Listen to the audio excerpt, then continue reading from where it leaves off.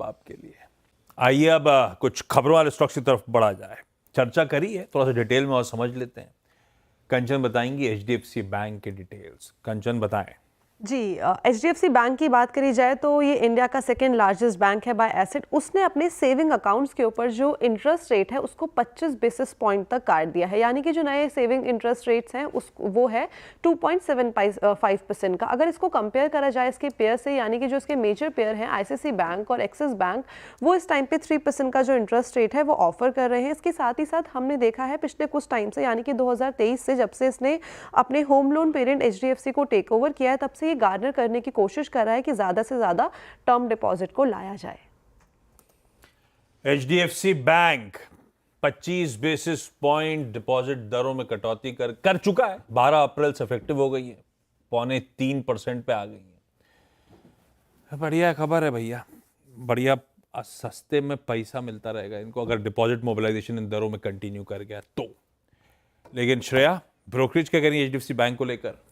जी, good morning everyone. Goldman की report आई है HDFC bank पर और इन्होंने बाई की कॉल रखी है। टारगेट प्राइस की बात करें तो 2087 रुपये प्रति शेयर का टारगेट प्राइस रख दिया, यानी कि लास्ट ट्रेडिंग प्राइस से देखें आप तो 15% का अपसाइड पोटेंशियल एचडीएफसी बैंक में गोल्डमैन को नजर आ रहा है। खबर हमने कंचन से समझी। रेपो रेट में कटौती के बाद एचडीएफसी बैंक ने भी सेविंग रेट में कटौती की है 25 बेसिस पॉइंट की, और एचडीएफसी बैंक अब सेविंग अकाउंट में 50 लाख रुपए के कम बैलेंस पर 2.75% ब्याज देगा, जो कि पहले 3% था।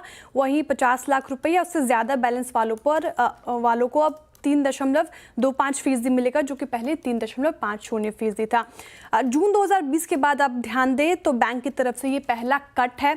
इनफैक्ट आप बात करें गोल्डमैन की तो उन्होंने ये बहुत ही पॉजिटिवली लिया है। उनका मानना है कि इससे डिपॉजिट ग्रोथ में कॉन्फिडेंस दिख रहा है, साथ ही मार्जिन पर भी कम दबाव देखने को मिलेगा, इसलिए फिलहाल एचडीएफसी बाई है। गाबा सर, दिग्गज एचडीएफसी बैंक बढ़िया है, डिपॉजिट सस्ते में तो सीधे सीधे एनआईएम्स में मार्जिन्स में इंप्रूवमेंट देखने को मिलेगा। पॉजिटिव खबर तो है। आप कैसे देख रहे हो चार्ट के समीकरण? बिल्कुल, एचडीएफसी बैंक बाय मोड पर है। 3 हफ्ते से हम गिरावट देख रहे हैं, फिर एक अप मिल रहा है, बाउंस बैक तो है। तो काफी हद तक 1750 1780 सपोर्ट बहुत ही स्ट्रॉन्ग सपोर्ट हो रहा है। जब भी कोई गिरावट मिलती है बाइंग अपॉर्चुनिटी रहेगा। मेरे ख्याल से 1850 1900 ये एक जोन है, वहां तक जाना चाहिए, और ये स्टॉक मेरे पोर्टफोलियो में है एचडीएफसी बैंक। मजे आपके, बढ़िया है। एचडीएफसी बैंक पसंद आ रहा है, इन लेवल्स के आसपास एक अट्रैक्टिव अच्छी खबर भी है और पोजीशनिंग भी सही लग रही है स्टॉक की। एक brokerage report InterGlobe aviation Indigo पर, श्रेया पसंद आ रहा है किसी ब्रोकरेज को? क्या बिल्कुल पसंद आ रहा है। देखिए मोतीलाल ओसवाल की रिपोर्ट आई है इंटरग्लोब एविएशन पर और अपग्रेड करके बाई की कॉल दे दी है। टारगेट प्राइस की बात करें तो 6,550 रुपये प्रति शेयर का टारगेट प्राइस रख दिया है। लास्ट ट्रेडिंग प्राइस जो 5,160 के करीब था, वहां से करीब आप देखें तो 27% का अपसाइड पोटेंशियल मोतीलाल ओसवाल को इंटरग्लोब एविएशन यानी कि इंडिगो में नजर आ रहा है। क्या अच्छा लग रहा है और क्या कंपनी के लिए फायदेमंद रहा? तो जिस तरीके से जियोपॉलिटिकल टेंशन के बीच ब्रेंट क्रूड में नरमी देखने को मिल रही है, डोमेस्टिक में जैसे तेजी देखने को मिल रही है, उसका फायदा कंपनी को होता हुआ दिखाई दिया है। घरेलू डिमांड में जिस तरीके से हमें तेजी देखने को मिल रही है, कंपनी फायदे में रही है। साथ ही आप बात करें फाइनेंशियल ईयर 2025 और 27 में एबिटा और मुनाफे की, तो वहाँ पे भी अच्छी खासी ग्रोथ दिख रही है मोतीलाल को। उन्होंने फाइनेंशियल ईयर 2025-27 में एबिटा को 28% और मुनाफे में 38% का उनको ग्रोथ दिख रहा है।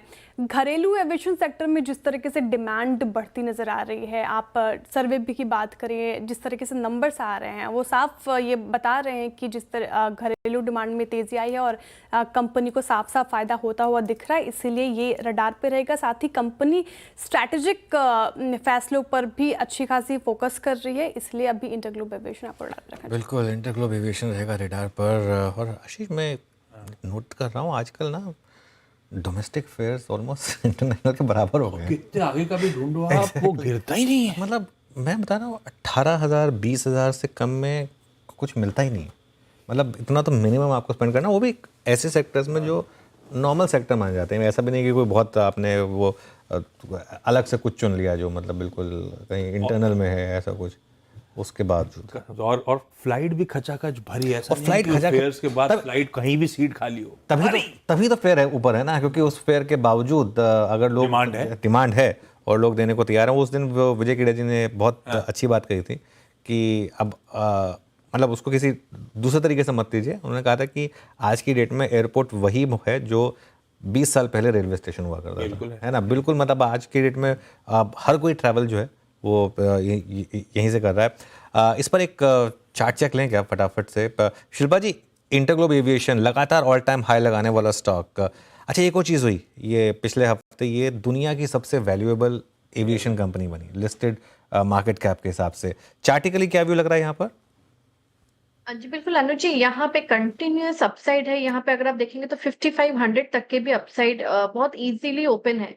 तो यहाँ पे अगर आपको थोड़ा ऑन डिक्लाइन पे टुवर्ड्स 5000 4950 मिले तो भी आप ले सकते हैं। एक 4800 का एक अच्छा पोजिशनल स्टॉप लॉस है और यहाँ से मुझे लगता है 5500 इसके टारगेट्स है।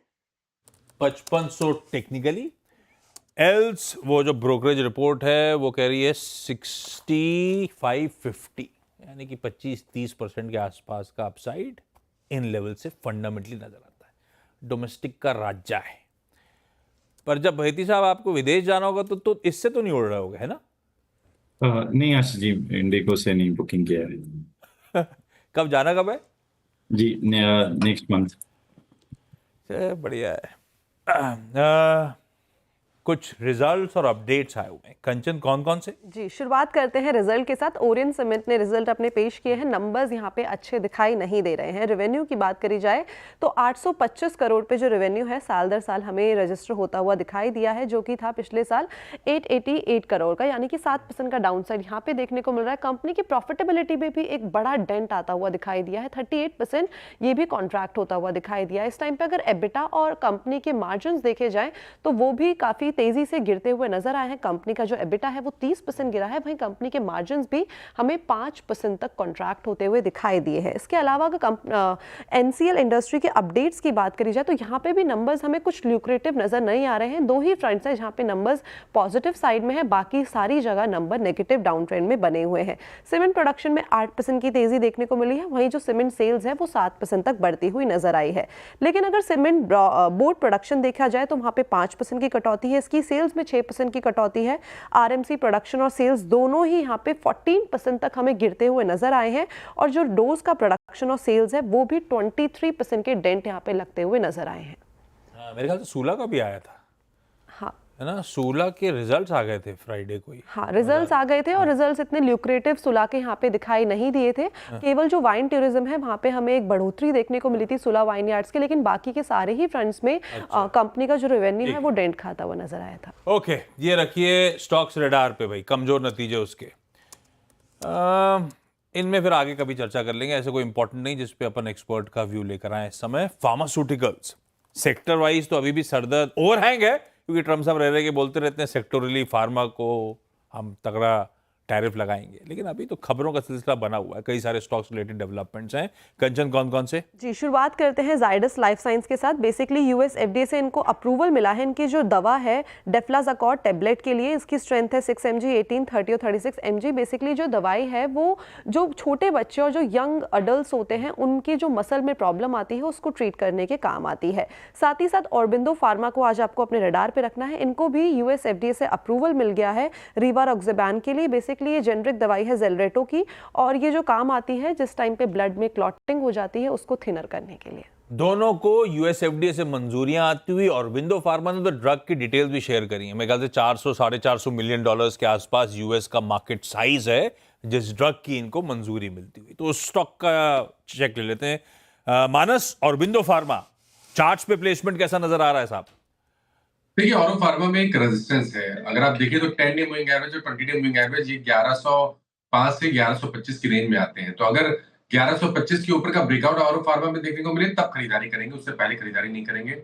अगर 1125 का लेवल ब्रेक होगा तो आई थिंक नेक्स्ट टारगेट 1220 के आसपास का हो सकता है। ओके, अच्छा, फ्राइडे कुछ दिन अच्छा था, अच्छी खबर पे गैप के साथ शुरुआत हुई। सारे सेक्टोरल पॉकेट्स इन ग्रीन थे, पर गेन्स को लीड करा था मेटल्स ने, क्योंकि ग्लोबल संकेत बदल रहे थे तो मेटल्स तगड़ा मूव दिखाते हुए नजर आए थे। एक ब्रोकरेज रिपोर्ट भी आई हुई, श्रेया, कोई मेटल पसंद आ रहा है क्या? पिक विक है क्या? जी पिक्स भी हैं और सिटी ने पूरे मेटल एंड माइनिंग स्पेस पर ही अपनी रिपोर्ट निकाली। एक बार करके रख देती हूँ मैं। 2 कैटेगरीज में निकाली उन्होंने, नॉन फेरस और फेरस कैटेगरी में। नॉन फेरस कैटेगरी में हिंडाल्को उनको अच्छा लग रहा है और उस पर ओवरवेट है फिलहाल, जिस लेवल पर वो ट्रेड कर रहा है हिंडाल्को उनको पसंद आ रहा है। वही वेदांता में उनको और डाउनसाइड रिस्क दिख रहा है, साथ ही Q4 की नतीजों को लेकर भी वो असमंजस हैं, वहाँ पे भी उनको वीकनेस नज़र आ रही है फिलहाल। वेदांता उतना अच्छा नहीं लग रहा, लेकिन हिंदुस्तान जिंक पर भी वो अंडरवेट हैं और उनका मानना है कि ये स्टॉक अभी एक्सपेंसिव लग रहा है, इसलिए हिंदुस्तान जिंक भी अभी अवॉइड है उनकी तरफ से। फेरस कैटेगरी की बात करें तो 3 सिनेरियोस पे डिपेंड करता है, स्पॉट, इंपोर्ट पैरिटी और फिनेंशियल 2026-20 के लेवल्स। अगर स्पॉट में कमजोरी आती है तो रिस्क बढ़ सकता है उनका मानना है, और स्पॉट होल्ड करता है तो सेल सबसे ज़्यादा अच्छी ग्रोथ दिखा सकता है। उसके बाद टाटा स्टील उनकी दूसरी पिक है, JSW स्टील और JSP ऑलरेडी रिफ्लेक्ट कर रहे हैं स्पॉट प्राइसिंग, साथ ही ये सारे स्टॉक्स को आपके रडार पर रखना चाहिए। रखिए ये स्टॉक्स रडार पे भाई। मेटल्स का अच्छा कमबैक हुआ है, लेकिन अब इनके फंडामेंटल्स टटोलो की ग्लोबल समीकरण समझो, ये लार्जली तो ग्लोबल मूड पे रिएक्ट करते हैं। गौरांग सर, ऐसे में फ्राइडे को तो अच्छा रिएक्शन था और कई सारे मेटल स्टॉक्स हिंडाल्को वगैरह हाई से तो बहुत तगड़ा करेक्ट होकर कामकाज कर रहे हैं। मेटल्स में कुछ तेजी करने का मन, कोई प्रिफर्ड स्टॉक आपका?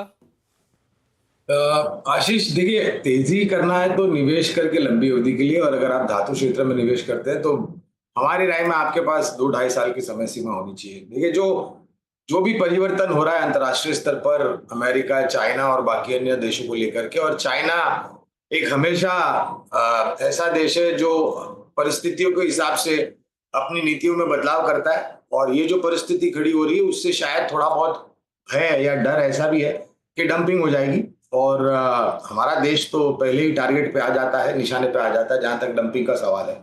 तो छोटी मध्यम अवधि में इन सब कारणों को लेकर दिक्कत आ सकती है। अगर सरकार की तरफ से पहले जैसे नीतियों में बदलाव किया था, anti dumping duty, minimum import duty में इजाफे किए गए थे या बाकी अन्य कदम उठाते हैं, तो थोड़ी बहुत सकारात्मक परिस्थिति स्थानीय हमारे देश में जो धातु उत्पादन वाले कंपनियां उनको हो सकता है। हमारी राय Tata steel, JSW steel, JSPL, Hindalco, Vedanta, Hindustan zinc, NMDC, इन सब है, मगर ये सब बुनियादी तर्क के आधार पे लंबी होती है। एक ही सेक्टर निवेश करिए भैया, पैसे तो बचेंगे नहीं। गौरांग सर को इतनी सारी चीजें पसंद आ रही हैं, लेकिन अगर चुनना है तो ये सब फंडामेंटली स्ट्रॉन्ग स्टॉक्स हैं जो उनको पसंद आ रहे हैं लंबी अवधि के लिहाज से। गौरांग सर ने पहले ही स्पेसिफाई कर दिया है। बैती साहब, लार्सन एंड टुब्रो की चार्ट खोल के रखना आप जरा। दिग्गज मजा नहीं आ रहा आजकल, मामला ठंडा पड़ा हुआ है इसका। श्रेया, लेकिन ब्रोकरेज क्या कह रही हैं?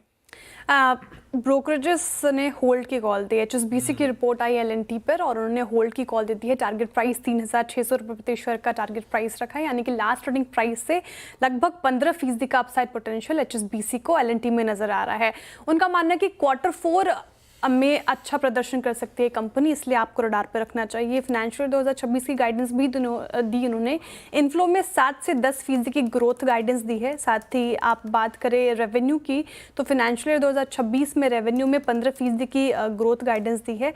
इसके अलावा PNM में के मार्जिन में 30 से 40 बेसिस पॉइंट की बढ़ोतरी की भी बात कही उन्होंने, और साथ ही आप उनको लग रहा है कि मार्जिन एक्सपेंशन भी ठीक ठाक रह सकता है कंपनी का, इसलिए LNT आपको फिलहाल होल्ड करना चाहिए। ओके, LNT फिलहाल होल्ड करें। अमित जी, एक बार LNT चार्टिकली बताएंगे कैसा लग रहा है? स्टॉक में पहले काफ़ी स्ट्रेंथ थी, लेकिन ऑफ लेट थोड़ा सा वॉलेटाइल रहा है। जी अनुज जी, LNT की अगर बात करें तो आपने बिल्कुल कहा थोड़ा सा वीक लग रहा है, बट ऑलमोस्ट एक सपोर्ट जोन पे है। इसका सपोर्ट लगभग 3000-3050 के आसपास आता है। वो टूटेगा तभी यहाँ पे कोई दिक्कतें होंगी, बट इन द मीनवाइल मुझे लगता है साइडवेज टू पॉजिटिव कंसोलिडेशन है, थोड़ा सा बाउंस भी पॉसिबल है यहाँ पे। किसी को पोजीशन बनानी है एकदम शॉर्ट टर्म ट्रेडिंग के लिए तो 3050 का स्टॉप रखें, और गैप एरिया लगभग 3200 तक के टारगेट्स रहेंगे। एग्जाम में सरप्राइज टेस्ट आ सकते हैं। बहेती साहब प्रिपेयर करके बैठे थे, अमित जी को हमने चौंकाया, लेकिन लार्सन एंड टुब्रो तेजी का मन। बहेती साहब, आप अजंता फार्मा खोलिए, आप बाकी सब लोग रेडी रहिएगा भैया। ब्रोकरेज रिपोर्ट क्या कह रही है भाई अजंता फार्मा की? जी सर, जेफरीज की रिपोर्ट आई अजंता फार्मा पे और उन्होंने बाय की कॉल दे दी है। टारगेट प्राइस की बात करें तो 2,850 रुपये प्रति शेयर का टारगेट प्राइस रख दिया है, यानी कि लास्ट ट्रेडिंग प्राइस से 10% का अपसाइड पोटेंशियल अजंता फार्मा में नजर आ रहा है जेफरीज को। कंपनी की बात, रेवेन्यू की बात करें तो 70% रेवेन्यू जो है वो high entry barrier branded generic से कंपनी जनरेट करती है। इसके अलावा आप देखें तो strong geographical mix, solid execution और फोकस्ड स्ट्रैटेजी से कंपनी लगातार डबल डिजिट ग्रोथ देने में कामयाब रही है। फ्री कैश फ्लो भी कंपनी का मजबूत है, इसलिए आपको ये फिलहाल रडार पर रखना चाहिए। कैसा लग रहा है भाई अजंता? हालांकि फंडामेंटली 12 महीने के लिए 11-12% का ही अपसाइड जेफरीज बात कर रहा है, पर चार्ट्स पे समीकरण कैसे बहती साहब? जी आशीष जी, देखिए चार्ट्स पे तो थोड़ा सा प्रेशर है, लेकिन नीचे के लेवल से बहुत अच्छा पुल बैक दिया। जो 2450 का एक जोन है, एक स्ट्रॉन्ग सपोर्ट एरिया था, और वहीं से स्टॉक ने वापस एक पुल बैक दिया और ऑलमोस्ट 100 रुपीज की मोमेंटम वहां से बहुत शॉर्ट ड्यूरेशन में ही दिखाई है। इनफैक्ट 2 ट्रेडिंग सेशन में हमें लग रहा है इन लेवल्स पे बाई करना चाहिए। 2510 का एक स्टॉप लॉस लगाकर इसमें खरीदारी की जा सकती है। हार्डली 2% का स्टॉप लॉस रखना, और हमें लग रहा है ऊपर में 2690 तक का जोन इसमें देखने मिल सकता है। चलिए शो समेटू, उससे पहले बचे हुए सारे इंपॉर्टेंट स्टॉक्स इन न्यूज। कंचन, कौन कौन से? जी, शुरुआत करते हैं जेके सीमेंट के साथ। बेसिकली कंपनी ने 500 करोड़ रेस करने का प्लान कर रही है वाया एनसीडी। जो फाइनल डिसीजन है वो 24 मई को बोर्ड मीटिंग में लिया जाएगा। इसके साथ ही साथ एसबीआई आज आपको अपने रडार पे रखना चाहिए, बिकॉज एसबीआई ने अपना जो रेपो लिंक लेंडिंग रेट है उसको 25 बेसिस पॉइंट्स तक इसमें कटौती कर दी है। जो नया रेट है वो 8.25% का है, यानी कि लोन लेना अब और भी सस्ता हो जाएगा for existing and new borrowers. Macrotech developers आज आपके रडार पे, बिकॉज जो भाई हैं अभिषेक और अभिनंदन लोधा, उनके बीच में जो डिस्प्यूट चल रहा था ब्रांड को लेके, वो रिजॉल्व हो गया है। लोधा ब्रांड का पूरा कंट्रोल अभिषेक लोढ़ा के पास आ गया है और अभिनंदन लोढ़ा अपने ब्रांड हाउस ऑफ अभिनंदन लोढ़ा का एक्सक्लूसिवली ओन करेंगे। साथ ही साथ टाटा पावर आज आपके रडार पे, बिकॉज एनटीपीसी के साथ मिलकर कंपनी ने 200 megawatt renewable energy project develop करेगा। प्रोजेक्ट 24 महीने में कंप्लीट होगा और हर साल 1300 एमओयूज का इलेक्ट्रिसिटी जो है वो जनरेट होता हुआ दिखाई देगा। साइंट आज आपको रडार में रखना है, बिकॉज नॉर्वे के ग्रीन हाइड्रोजन प्रोजेक्ट के लिए कंपनी को कॉन्ट्रैक्ट मिला है। बेसिकली नॉर्वे में हाइड्रोजन प्लांट डेवलप करने में कंपनी जो है वो मदद करने वाली है। प्रोजेक्ट पार्टनर है ग्रीन एज और लक्सकारा जेवी। साथ ही साथ इन्फोएज, बिकॉज 7 मई को डिसाइड किया जाएगा कि रिकॉर्ड डेट क्या है for the stock split. Havells आज रडार पे 600 करोड़ का इन्वेस्ट करेगा गुजरात की गोल्डी सोलर एनर्जी में, और इसका जो टोटल फंड रेजिंग है वो है 1300 करोड़ का। चलिए रखिए स्टॉक्स रडार पे। इस नोट पर मुनाफे की तैयारी समेटते हैं। 10 तक देंगे आज के पहला सौदा में।